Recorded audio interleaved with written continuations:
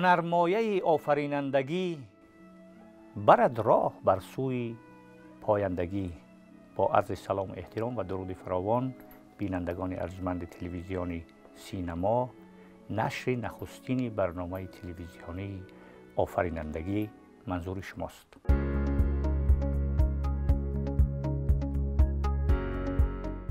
در دایره همکاری‌های متقابلا سودمند اکادمی ملی علم‌های تاجیکستان و کمیته رادیو تلویزیون نزد حکومت جمهوری تاجیکستان و از جمله مؤسسه دولتی تلویزیون سینما یک سلسله چاره‌بینی‌ها و همکاری‌ها راه‌اندازی شدند که از جمله این همکاری‌ها راه‌اندازی پروژه نوی تلویزیونی تحت عنوان آفرینندگی است. در این پروژه ما تصمیم گرفتیم که با حضور دانشمندان و کارشناسان و محققان ورزیده و مطرح جمهوری، مخصوصاً فرهنگ شناسان و جامعه شناسان اینا، به موضوع هنر، به موضوع ادبیات، به موضوع موسیقی و هویت ملی توجه کنیم و کوشش نماییم که هنر آفرینندگی را در راستای هنرهای دیگری از جمله ادبیات و فرهنگ و هنر موسیقی به بینندگان عرضه داریم و همینطور یک کار خیر در راستای سازندگی و آبادکاری آفرینندگی انجام دهیم. اینک نشر نخستین برنامه ما هست و در برنامه ما حضور دارند دکتر علم‌های فیلولوژی پروفسور دیرکتوری کتابخانه علمی به نام اندیرا گاندی یک ریاست اکادمی ملی علم‌های تاجیکستان استاد شادی محمد صوفی زاده. اولا تشکر که دعوت ما رو پذیرفتید و آمدید. باور دارم که یک صحبت خوبی هم می شود. از همینجا شروع کنیم استاد که اصطلاح یا مفهوم آفرینندگی در دایره علم‌ها چگونه هست و مخصوصا در ادبیات چه جایگاهی دارد؟ من سپاسگزارم از شما که مرا به این صحبت امروز دعوت کردید. واقعا امروز در این راستا خدمت ادبیات که سر تا پا بافته شده است از آفرینندگی بسیار مهم است. اصلا مفهوم آفرینندگی این یک مفهوم انتزاعی هست، یک مفهوم ابسترکتی هست که وابسته به ذوق هست، الهام هست، البته حضور اندیشه هم در اینجا هست، اندیشه در همه جا هست، لیکن این یک مفهوم هست که مفهوم سازنده هست، مفهومی هست که واقعا می آفریند. برای چی ما در میگویم که فردوسی شاهنامه را آفرید یا غزل‌های زیبایی که فلان شاعر آفرید، یعنی همین جایگاه آفریدن در تولید شدن اثر بدیعی بسیار مهم است. به گمان من بسیار مهم است در همین صنعت آفرینندگی حضور اندیشه، خرد و منطق. هنگامی که وارد می شود منطق و اندیشه و خرد به این ساحت آفرینندگی، یک مقوله به وجود می آید، یک حالت به وجود می آید به مثل سازندگی. یعنی اگر یک لحظه های الهامی اثری بدیعی اگر وابسته باشد با آفرینندگی و با الهام و با ذوق، در لحظات حضور پیدا کردن منطق و اندیشه که سازمان می دهد اثر بدیعی را از آغازش تا انجامش، اونجا کار سازندگی بسیار مهم است.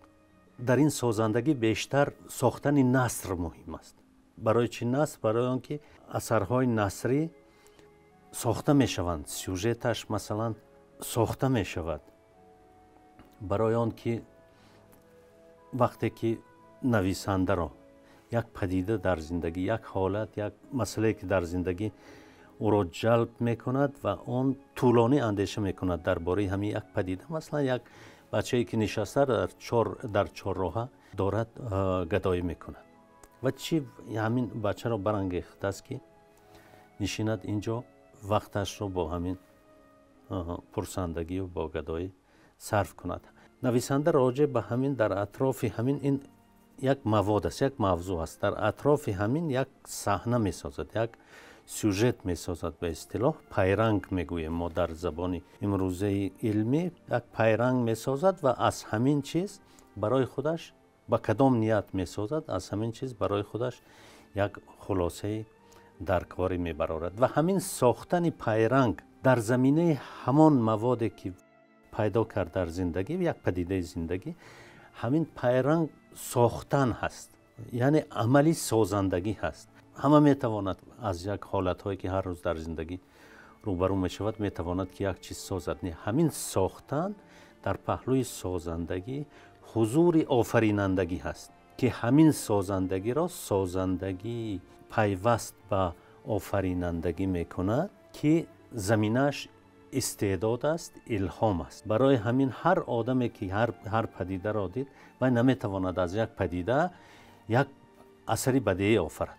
مثلا شما اگر به یادتان باشد آنتون پاولویچ چخوف یکی از نویسنده‌های برجسته حکایه نویسان برجسته روسی، روزنامه‌هایی که همه روزه چاپ می‌شدند همون صفحه آخرینشان خرونیکه جنایت‌ها و حادثه‌ها در شهر بود. همونها رو می‌خواند، از همون جایگاه معلومات می‌گرفت، در اساس هم یک حکایه می‌ساخت. اینو ببینید. همین ساختن در همین جا من معذرت میخوام وقتی درباره اصطلاح صحبت کردیم، اصطلاحی که زیاد استفاده میشود، مثلا یک مفهومی هست فرهنگ آفرینندگی و فرهنگ آفرنده و بحث زیادی هم میشود در اروپا هست که فرهنگ تماشا و فرهنگ آفرینندگی و خودی همین مفهوم مثلا آفرینندگی را شرح دادن در شکل اینکه توانایی های انسان، قابلیت های انسان که اندیشه می آفرد، اندیشه تازه، اندیشه به معنی، اندیشه خلاق جاذب. از این لحاظ من سوال کردم که آیا حالی با ادبیات که میگیم که ادبیات هم همچون عنصری یا که هنری آفرینندگی و ساخت و ساز، همون منظوری مثلا سازندگی که میگوید این شکلی هم آفریننده را در شکلی کریاتیو استفاده بردن و در انگلیسی هم این شکل دارد. فکر کنم شما زبان انگلیسی متخصص بحث انا همینجا بیایم که همین آیا خودی سازندگی که میگویید مثلا حاضر بیشتر به همین تمایل کردید، با آفرینندگی چی تناسب دارن؟ این آفرینندگی هست، هر گونه آفرینندگی. وقتی که لحظه ای که وی شکل مادی به خود میگیرد، مثلا وی ساخته می شود.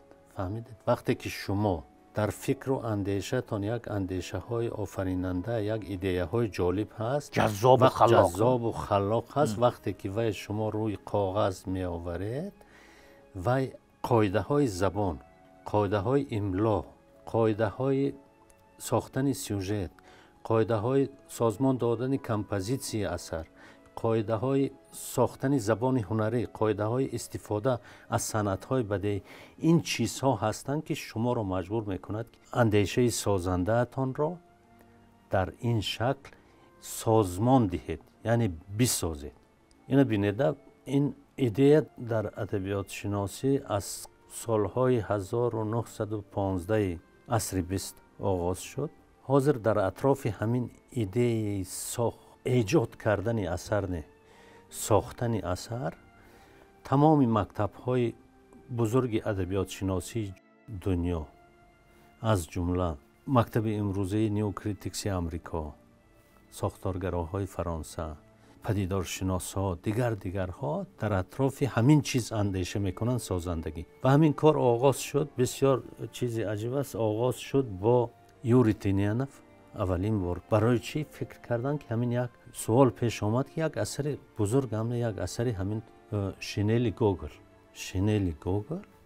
بسیار شهرت جهانی پیدا کرد، خیلی با تمام زبان‌ها ترجمه شد، در اطرافش چیزهای زیاد نوشته شد.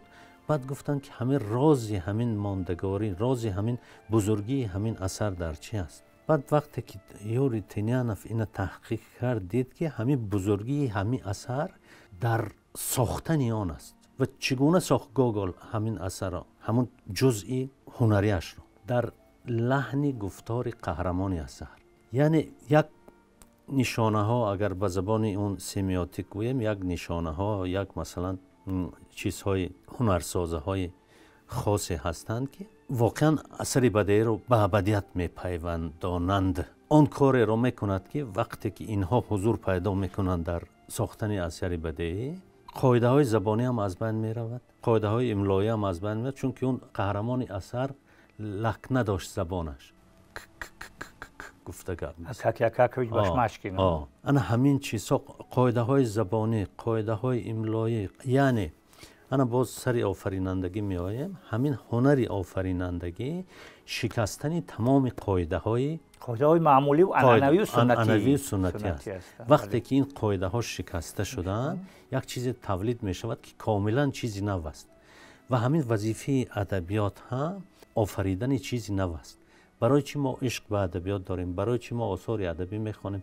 برای اینکه هر چیزی که ما میخوانیم کاملا یک نگاه نو، یک بررسی نو، یک شناخت نو از یگان پدیده زندگی است. نکن اومدیم سر همین که یک هنری بوده است که آفرینندگی هنری است، فرهنگی است که نه تنها نویسنده رو یا که ادیبی اون نفری که می آفرد اثر می آفرد، رمان می آفرد، قصه می آفرد، داستان می آفرد، مثنوی می آفرد، غزل می آفرد یا بیت می آفرد یا اینکه مثلا سیمفونیا می آفرد در موسیقی هم اگر گیریم یا که یگان پیسه می آفرد برای صحنه، همه اینها انا همون جنبه هنریش در ساخت و سازش است، در آفرینندگیش، در اون توانایی آوردن اندیشه خلاق و جذاب و تازه است.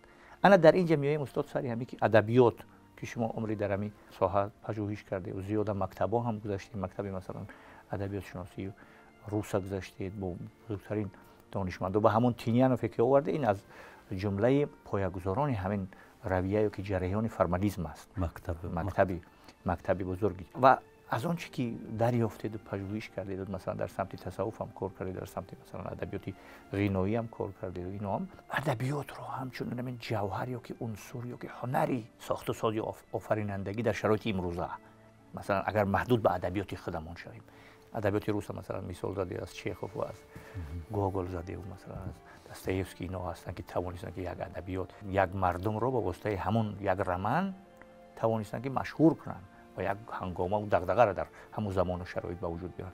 در شرایط امروزه ما با ادبیات خودمون اگر موضوع را منحصر کنیم به ادبیات خودمون، در دایره ادبیات خودمون صحبت کنیم، از زمان استاد عینی شروع کنیم تا اولوزاده و تا این زمان امروزه ما که نثر ما هم انکشاف یافته است، مضمون و شرایط نو مجبور میکند و دار میکند نویسنده را که به موضوعهای نو و همون موضوعهای جذاب رو بیاورد. این وضع را اگر رو بیاریم توجه کنیم چی گونه میتوان بها داد. میدانید من همیشه به یک چیز تاکید میکنم که ادبیات یک نوع شعور جمعیتی هست. بله.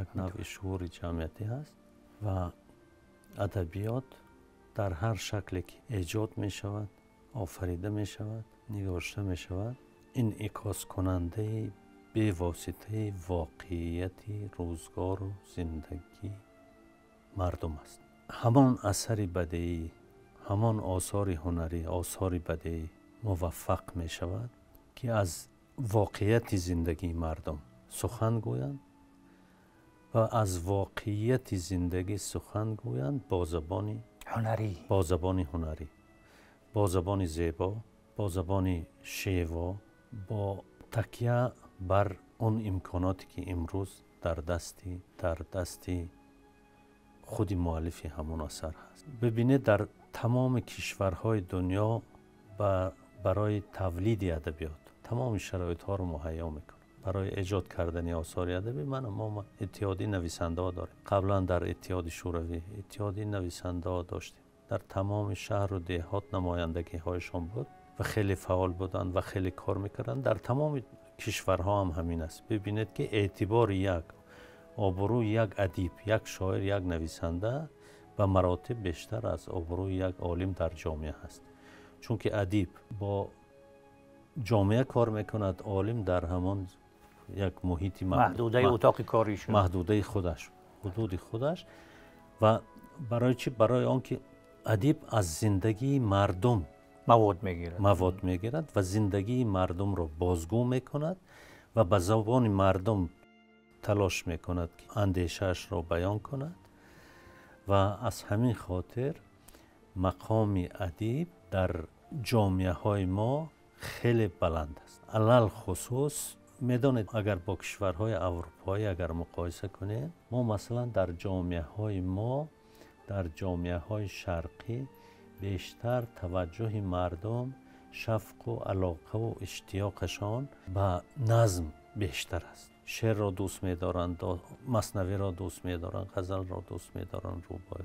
در کشورهای غربی بیشتر رواج دارد ژانرهای نثری، مثل حکایه، مثل پوست، مثل رمان، این دیگر چیزها از خاطر آن که در امکانات نثر در مطرح کردن مسئله، در بررسی مسئله، حل کردن مسئله و پیشنهاد کردن راه‌های حل مسئله امکاناتش خیلی زیادتر از نظم است. آفریدن شعر این یک لحظه است، لحظه های الهامی هست، یک لحظه های خیلی کوتاه هست که یک الهام می آید، یک چیز را می گوید می رود. در شعر شما نمی توانید اون چیزی که مقصد و نیت و اون محتوا و اون مسئله که می خواهید مطرح کنید و حل کنید در دایره این ژانرها متاسفانه یعنی گستره نثر خیلی وسیع‌تر است، خیلی وسیع است و این 30 سال اخیر من مشاهده میکنم